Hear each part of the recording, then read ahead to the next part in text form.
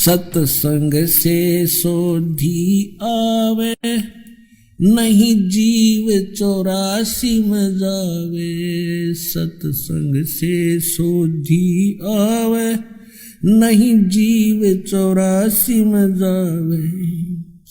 अब मेटो द्वेष और राग, हो राग या उम्र बतेरी जाली। अब मेटो द्वेष और राग, हो राग या उम्र बतेरी जाली।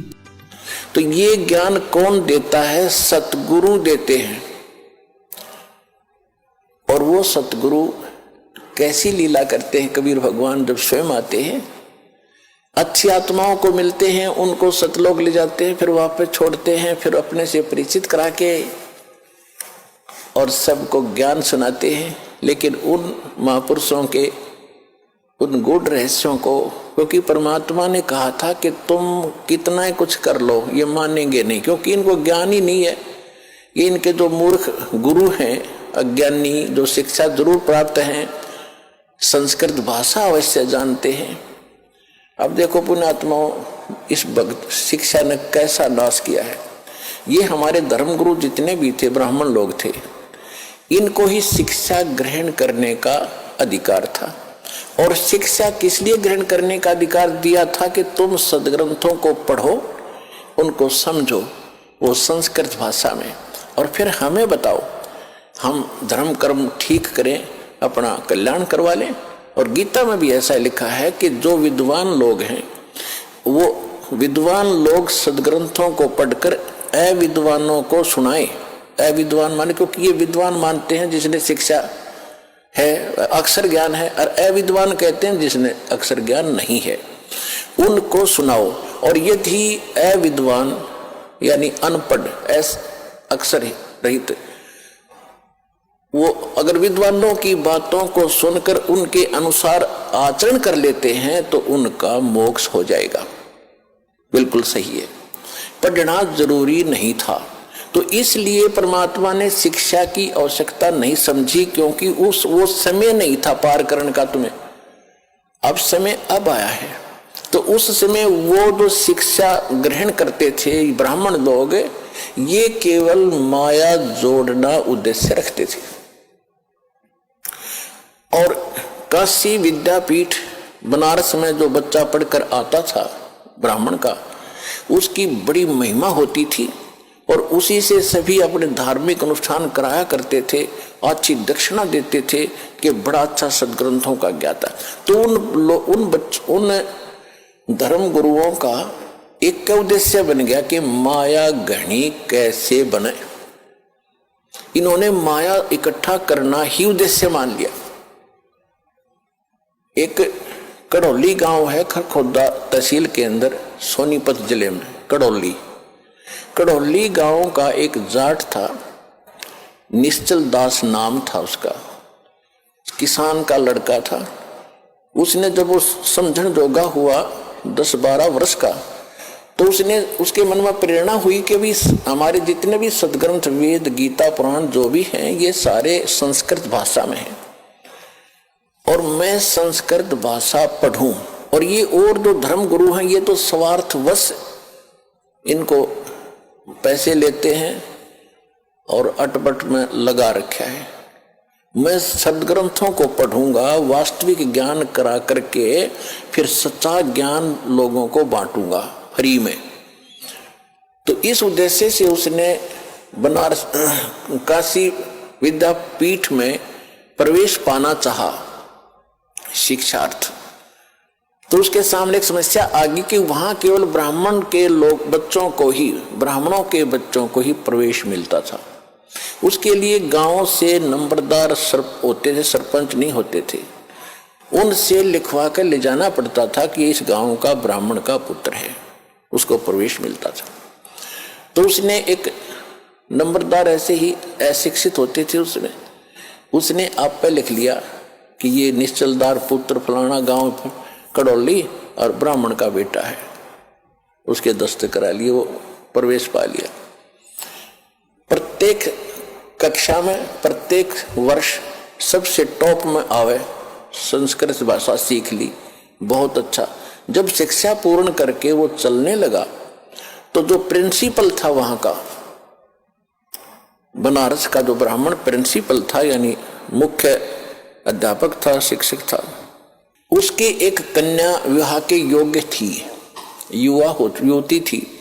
उसने क्या सोचा कि इतना इंटेलिजेंट बालक है, इसने संस्कृत बहुत अच्छा सीखा है, ग्रंथों को भी खूब अच्छा पढ़ा है, और ये जहां भी जाएगा इसकी वाह वाह हो जाएगी और तेरी बेटी सुखी रहेगी, यो घना धन इकट्ठा करेगा।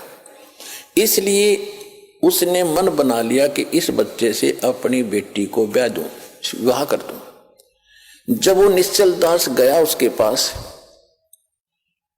प्राचार्य के पास, प्रिंसिपल के पास, कि हे गुरुदेव, आपकी कृपा से आपका बच्चा अपनी शिक्षा पूर्ण करके अब सेवार्थ जा रहा है, मुझे आशीर्वाद दो, मैं सफल हूं जिस उद्देश्य को लेकर आया हूं।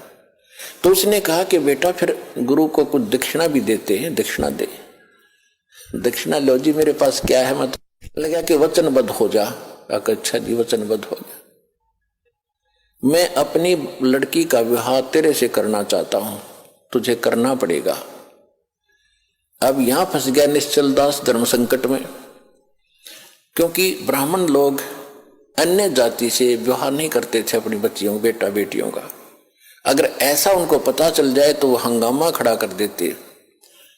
तो उसने सोचा ये घर अगर ऐसा हो गया तो गांव में ही विरोध होगा, फिर ये पूरा ग्रुप मेरा विरोध करेगा और बात बिगड़ जाएगी, और मैं ग्रस्त आश्रम अपनाना नहीं चाहता।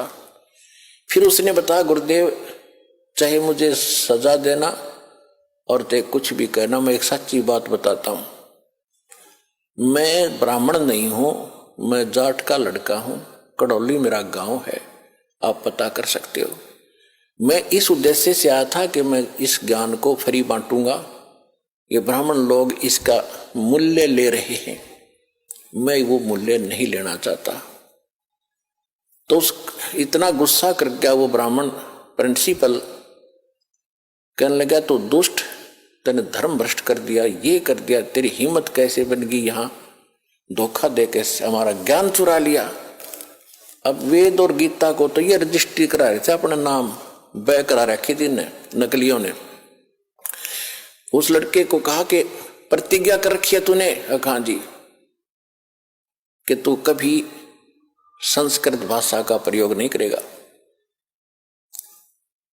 और किसी संस्कृत भाषा में कोई प्रवचन नहीं करेगा, और जा सकता है। और तुझे श्राप दे दिया उसने कि तुझे प्रतिदिन एक बार 1 घंटा बुखार बना करेगा, ताकि तेरी गलती तुझे सदा याद रहे।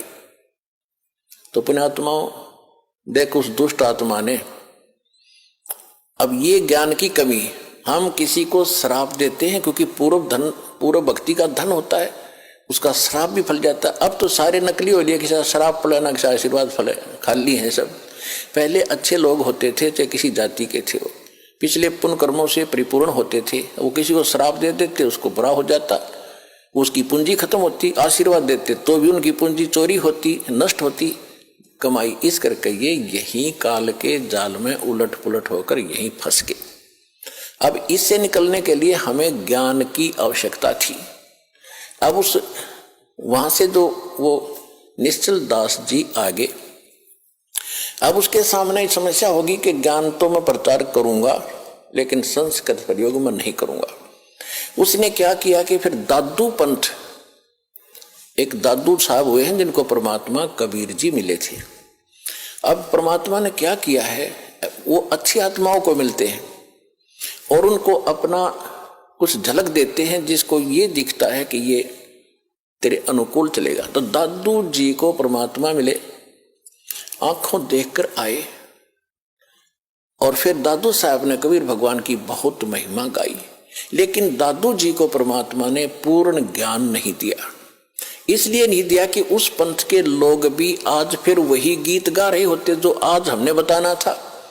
लेकिन ये जरूर पक्का करवा दिया कि जो काशी में जो धाणक थे वो परमात्मा है, जो बनारस में आए हुए थे वो मेरे सतगुरु वही है। जिन मुझको निज नाम दिया सोए सतगुरु हमारे, दादू दूसरा कोई नहीं ये कबीर सिरजनहारे। उन्होंने एफिडेविट दे दिए, विटनेस बन गए कबीर भगवान के। लेकिन आगे चल के उस पंथ में कबीर साहब का नामो निशान नहीं है। दादू पंथ में दादू जी को पूर्ण परमात्मा, दादू जी का कोई जन्म नहीं हुआ, अपने आप प्रकट हुए। इस तरह वहां मिले थे, फलान हो गया था, उसकी माँ को आशीर्वाद दे दिया था एक संत ने। तो इस तरह करके वो दादू जी को ही खुदा बनाए बैठे हैं, वो कुछ भी बनाए रहो। फिर निश्चल दास जी ने वहां दीक्षा ली,